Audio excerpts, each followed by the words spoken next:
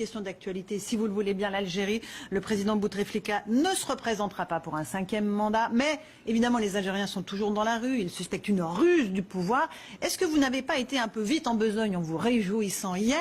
Et deuxièmement, est-ce que vous êtes d'accord avec Marine Le Pen qui demande la suspension des visas français pour les Algériens? Non, non, certainement pas. Non, d'abord, commençons par dire ce qui est une évidence, c'est que les Français sont très intimement liés à l'Algérie. Pas seulement par des souvenirs tragiques de la guerre, mais aussi par des dimensions plus joyeuses, plus aimantes.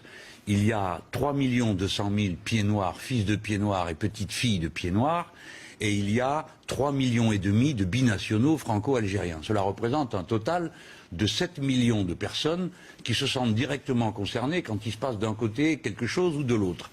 Et dans ces conditions, il n'y a pas d'autre peuple avec lequel, je dis bien, il n'y a pas d'autre peuple dans l'univers avec lequel le peuple français soit plus intimement lié. Nous avons ensemble des familles, des gosses, des tontons, des tatas, des cousins, tout ce qu'on veut.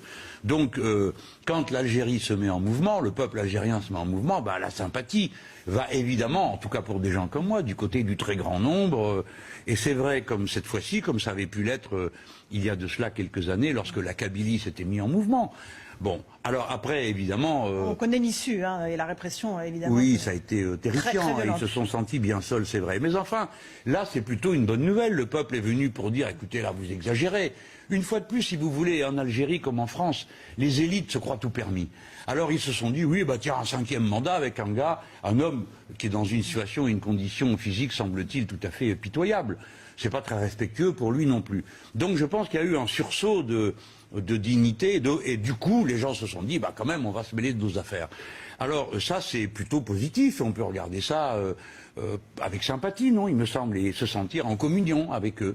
Voilà, c'est mon cas. Alors, vous faites quand même... C'est pas de la politique, ça c'est de l'amour, chère Madame Ferrari. Vous m'avez surprise quand vous avez fait le parallèle entre l'Algérie, qui, selon vous, donne une leçon d'action révolutionnaire de masse à la France, et le mouvement des Gilets jaunes. Vous dites que le maintien au pouvoir d'Emmanuel Macron... Vous faites un parallèle quand même entre le maintien au pouvoir d'Emmanuel Macron et le maintien au pouvoir d'Abdelaziz Bouteflika. Sérieusement. Vous dites que M. Macron, sans dissolution ni élection au prix d'une violence d'État, c'est un peu comparable à ce qui se passe... Alors, il y a des choses... Franchement... Bah, d'abord, bien sûr que je n'ai pas l'intention de dire que c'est la même chose. Je ne l'ai jamais dit et je ne vais pas commencer ce soir.